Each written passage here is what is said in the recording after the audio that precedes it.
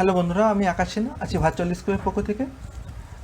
আমাদের একটি নতুন ভিডিও সিরিজ শুরু হলো। ভিডিও সিরিজটি বাংলা ব্যাকরণের উপরে। আজকে বাংলা ব্যাকরণের উপরে প্রথম ক্লাস। আজকে ক্লাসে আমরা আলোচনা করব ভাষা নিয়ে। আমরা ভাষা বলতে মূলত কী বুঝি? আর ভাষা বলতে মূলত বুঝি মানুষ তার মনের ভাব প্রকাশের জন্য যেটা ব্যবহার করে, যে মানুষ তার মনের ভাব প্রকাশ যেভাবে ব্যক্ত করে তাকেই হচ্ছে ভাষা বলে। আমরা যদি বইয়ের ভাষায় যদি পড়তে চাই, এখানে বইয়ের ভাষায় হচ্ছে লেখা আছে, মানুষ তার মনের ভাব অন্যের কাছে প্রকাশ করার জন্য কণ্ঠধ্বনি, হাত, পা, চোখ ইত্যাদি অঙ্গ প্রত্যঙ্গের সাহায্যে ইঙ্গিত করে থাকে। কণ্ঠধ্বনির সাহায্যে মানুষ যত বেশি পরিমাণ মনোভাব প্রকাশ করতে পারে, অন্য মাধ্যমে ততটা পারে না। আর কণ্ঠধ্বনির সাথে মানুষ মনের সূক্ষ্ম ভাবও প্রকাশ করতে সমর্থ হয়। কণ্ঠধ্বনি বলতে আমরা কী বুঝি? মুখগহ্বর, কণ্ঠ, নাক ইত্যাদির সাহায্যে উচ্চারিত বোধগম্য ধ্বনি বা ধ্বনি সমষ্টিকে বোঝায়। এই ধ্বনি ভাষার মূল উপাদান। তাহলে আমরা একটা অবজেক্টিভ পাচ্ছি। ভাষার মূল উপাদান কি? ভাষার মূল উপাদান হচ্ছে ধ্বনি। ঠিক আছে, ভাষার মূল উপাদান ধ্বনি। এই ধ্বনির সাহায্যে ভাষার সৃষ্টি হয়। আবার ধ্বনির সৃষ্টি হয় বাকযন্ত্রের দ্বারা। তাহলে ধ্বনি কিসের দ্বারা সৃষ্টি হয়? ধ্বনি সৃষ্টি হয় এই বাকযন্ত্রের দ্বারা। গলনালী, মুখগহ্বর, কণ্ঠ, জিহ্বা, তালু, দাঁত, নাক ইত্যাদি বাক প্রত্যঙ্গকে এক কথায় বলে বাকযন্ত্র। যদি বলা হয় বাকযন্ত্র কাকে বলে? গলনালী, মুখগহ্বর, কণ্ঠ, জিহ্বা, তালু, দাঁত, নাক ইত্যাদি বাক প্রত্যঙ্গকে এক কথায় বলে বাকযন্ত্র।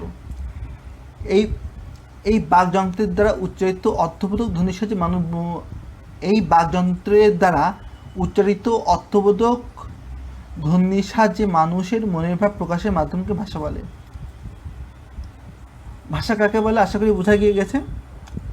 এবার পরে আসুন দেখি কি বলছে। সকল মানুষের ভাষাই বাকযন্ত্রের দ্বারা সৃষ্টি। তবু একই ধ্বনি বা ধ্বনি সমষ্টির অর্থ বিভিন্ন মানবগোষ্ঠীর ক্ষেত্রে বিভিন্ন রকম হতে পারে।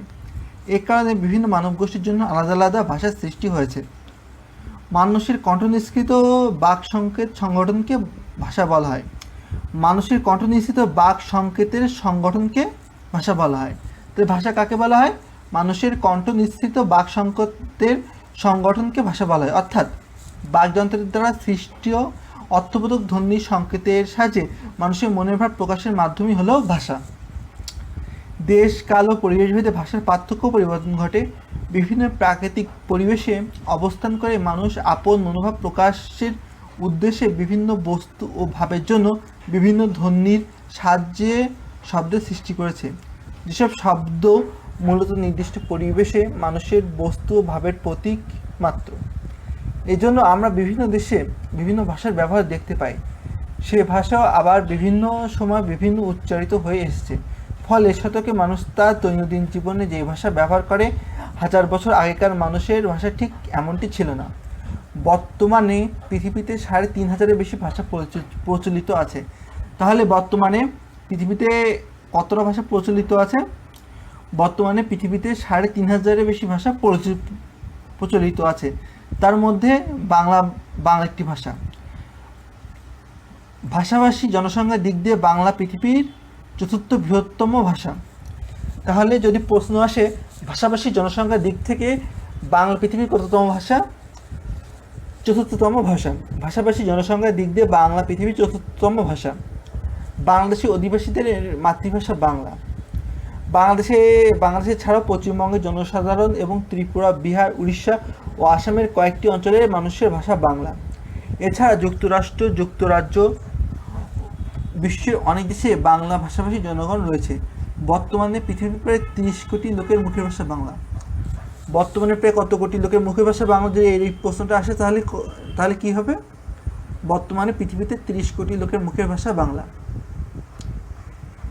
এবার হচ্ছে বাংলা ভাষারীতি, কথ্য, চলিত, সাধুরীতি।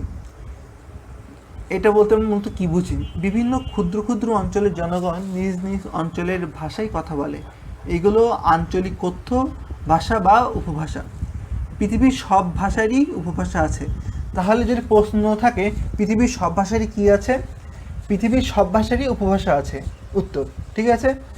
এক অঞ্চলের জনগণের মুখের ভাষার সঙ্গে অপর অঞ্চলের জনগণের মুখের ভাষার যথেষ্ট পার্থক্য দেখা যায়। ফলে এমন হয় যে এক অঞ্চলের ভাষা অন্য অঞ্চলের লোকের কাছে দুর্বোধ্য হয়ে ওঠে। উদাহরণস্বরূপ বলা যায়, চট্টগ্রাম অঞ্চলে সাধারণ কথ্য ভাষা দিনাজপুর ও রংপুর লোকের পক্ষে খুব সহজবোধ্য নয়। এই ধরনের আঞ্চলিক ভাষাকে বলার ও লেখার ভাষা হিসেবে সর্বজনীন স্বীকৃতি দেওয়া সুবিধাজনক নয়, কারণ তাতে বিভিন্ন আঞ্চলিক ভাষাভাষীদের মধ্যে ভাবের আদান প্রদানের অন্তরায় দেখা দিতে পারে। সে কারণে দেশের শিক্ষিত পণ্ডিত সমাজ একটি আদর্শ ভাষা ব্যবহার করেন। বাংলা ভাষাভাষী শিক্ষিত জনগণ এই আদর্শ ভাষাতেই পারস্পরিক আলাপ আলোচনা ও ভাবের আদান প্রদান করে থাকেন। বিভিন্ন অঞ্চলের উপভাষা কথ্য রীতির সমন্বয়ে সৃষ্টজনের ব্যবহৃত এই ভাষায় আদর্শ পরিচালিত ভাষা। বাংলা, ইংরাজি, আরবি, হিন্দি প্রভৃতি ভাষার মৌখিক বা কথ্য এবং লৈখিক বা লেখ্য এই দুইটি রূপ দেখা যায়। ভাষার মৌলিক রূপের আবার রয়েছে একাধিক রীতি।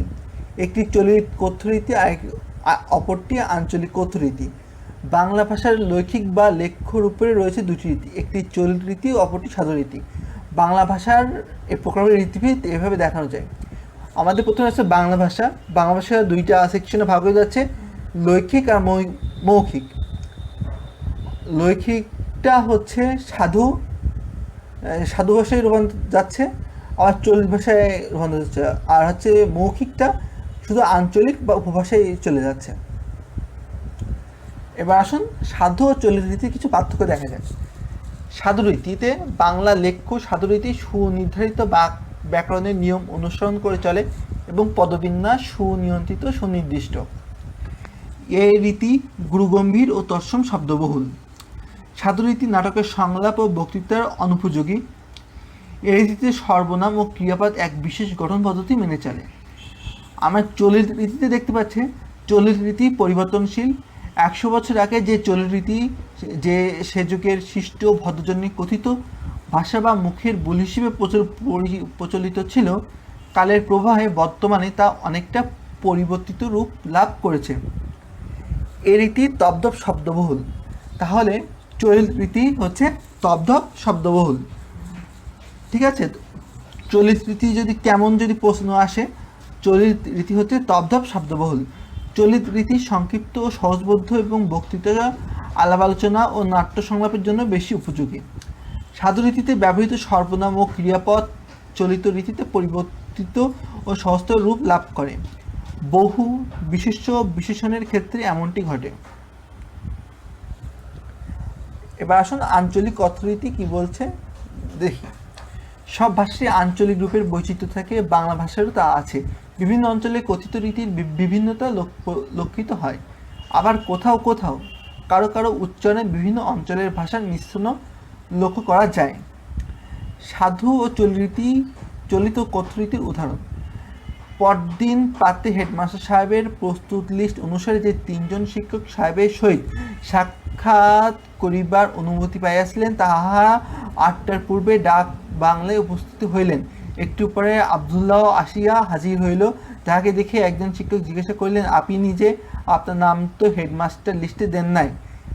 এটা হচ্ছে সাধু রীতির একটা উদাহরণ। চলিত রীতির একটা উদাহরণ দেখি এবার। পুল পেরিয়ে সামনে একটা বাঁশবাগান পড়ল, তারই মধ্য দিয়ে রাস্তা। মসমস করে শুকনো বাঁশ পাতার রাশ ও বাঁশের খোসা জুতোর নিচে ভেঙে যেতে লাগলো। পাশে একটা ফাঁকা জায়গায় বুনো গাছপালা, লতা ঝোপের ঘন সমাবেশ। সমস্ত ঝোপঝাপটা মাথা জুড়ে সাদা সাদা তুলোর মতো রাধাতলার ফুল ফুটে উঠেছে। এখন উপরে ক খ অনুচ্ছেদে দুটি ভাষারই সাধু ও চলিতের পার্থক্য নিচে দেখানো হলো। বিশেষ্য মস্তক কি পদ, বিশেষ্য পদ, এগুলো এখন না দেখলেও হবে। এবার বাংলা ভাষার শব্দ ভাণ্ডার। বাংলা ভাষার গোড়াপত্তনের যুগে স্বল্প সংখ্যক শব্দ নিয়ে যাত্রা শুরু করলে নানা ভাষার সংস্পর্শে এসে এর শব্দ সম্ভারও বহু পরিমাণে বৃদ্ধি পেয়েছে। বাংলাদেশে তুর্কি আগমন ও মুসলিম শাসন পত্তনের সুযোগে ক্রমে প্রচুর আরবি ও ফরাসি শব্দ বাংলা ভাষা নিজস্ব সম্পদে পরিণত হয়েছে। এরপর এলো ইংরেজ শাসনামলে তাদের নিজস্ব সাহিত্য সংস্কৃতির বহু শব্দ বাংলা ভাষায় প্রবেশ লাভ করেছে। বাংলা ভাষা ও ওই সব ভাষা শব্দগুলোকে আপন করে নিয়েছে। এভাবে বাংলা ভাষায় যে শব্দভাণ্ডারে সমাবেশ হয়েছে সেগুলো পণ্ডিতগণ কয়েকটি ভাগে ভাগ করেছেন, যেমন তৎসম শব্দ, তদ্ভব শব্দ, অর্ধতৎসম শব্দ, দেশি শব্দ, বিদেশি শব্দ। তৎসম শব্দ যে শব্দ সংস্কৃত ভাষা থেকে সোজাসুজি বাংলা এসেছে এবং যাদের রূপ অপরিবর্তিত রয়েছে শব্দকে তৎসম শব্দ বলা হয়। তৎসম শব্দ তাহলে কি বলছে? যেসব শব্দ সংস্কৃত ভাষা থেকে সোজাসুজি বাংলা এসেছে এবং যাদের রূপ অপরিবর্তিত রয়েছে সেসব শব্দকে তৎসম শব্দ বলা হয়। তৎসম একটি পারিভাষিক শব্দ। তৎসম একটি কি শব্দ? তৎসম একটি পারিভাষিক শব্দ। এর অর্থ তৎ প্লাস সম সমান সমান, অর্থাৎ তার সমান, অর্থাৎ সংস্কৃত। তৎসম শব্দের উদাহরণ হচ্ছে চন্দ্র, সূর্য, নক্ষত্র, ভবন, ধর্ম, পাত্র, মানুষ্য ইত্যাদি। তদ্ভব শব্দ যেসব শব্দের মূল সংস্কৃত ভাষায় পাওয়া যায় কিন্তু ভাষার স্বাভাবিক বিবর্তন ধারায় প্রকৃতির মাধ্যমে পরিবর্তিত হয়ে আধুনিক বাংলা ভাষায় স্থান করে নিয়েছে সেসব শব্দকে বলা হয় তদ্ভব শব্দ। তদ্ভব একটি পারিভাষিক শব্দ। এর অর্থ তৎ অর্থাৎ তার থেকে ভাব উৎপন্ন, যেমন সংস্কৃত হস্ত, প্রকৃত হত, তদ্ভব হাত। সংস্কৃত চর্মকার, প্রকৃত চামার, তদ্ভব চামার। এই তদ্ভব শব্দগুলোকে খাঁটি বাংলা শব্দ বলা হয়। তদ্ভব শব্দগুলোকে আবার কি বলা হয়? খাঁটি বাংলা শব্দ। অর্ধতৎসম বাংলা ভাষায় কিছু সংস্কৃত শব্দ কিঞ্চিত পরিবর্তিত আকার ব্যবহৃত হয়, এগুলোকে বলে অর্ধতৎসম শব্দ। তৎসম মানে সংস্কৃত, যার অর্থ তৎসম মানে আদা সংস্কৃত। উদাহরণ জ্যোৎস্না, ছেড়াদ্দ, গিন্নি, বৈষ্ণব, কুৎসিত। এই শব্দগুলো যথাক্রমে সংস্কৃত জ্যোৎস্না, শ্রদ্ধা, গৃহিণী, বৈষ্ণব, কুৎসিত শব্দ থেকে আগত। দেশি শব্দ বাংলাদেশের আদিম অধিবাসীরা যেমন কোল, মুন্ডা প্রভৃতি ভাষা ও সংস্কৃতির কিছু কিছু উপাদান বাংলায় রক্ষিত হয়। এসব শব্দকে দেশি শব্দ নামে অভিহিত করা হয়। অনেক সময় এসব শব্দের মূল নির্ধারণ করা যায় না, কিন্তু কোনো ভাষা থেকে এসেছে তার হাদিস মিলে, যেমন পুরী বিশ কোলসভা, পেশ তামিল ভাষা, চুলা মুন্ডারি ভাষায় এরূপ টাইপের ডাব ও ডোঙার ঢেকি ইত্যাদি। আরও বহু দেশি বিদেশি বাংলা ব্যবহৃত হয়।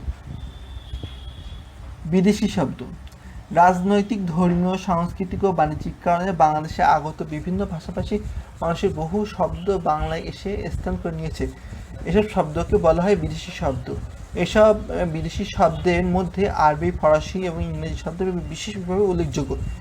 সেকালে সমাজ জীবনের প্রয়োজনীয় উপকরণ রূপে বিদেশি শব্দ এদেশের ভাষায় গৃহীত হয়েছে।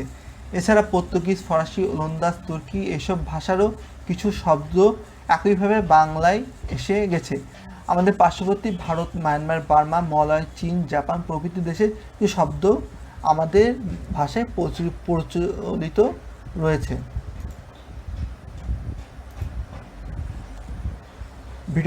ভিডিওটি এখানেই শেষ করছি। আগামী ক্লাসে আরবি শব্দ, ফরাসি শব্দ, ইংরাজি শব্দ এইগুলো নিয়ে আলোচনা করব। Thank you for watching this video.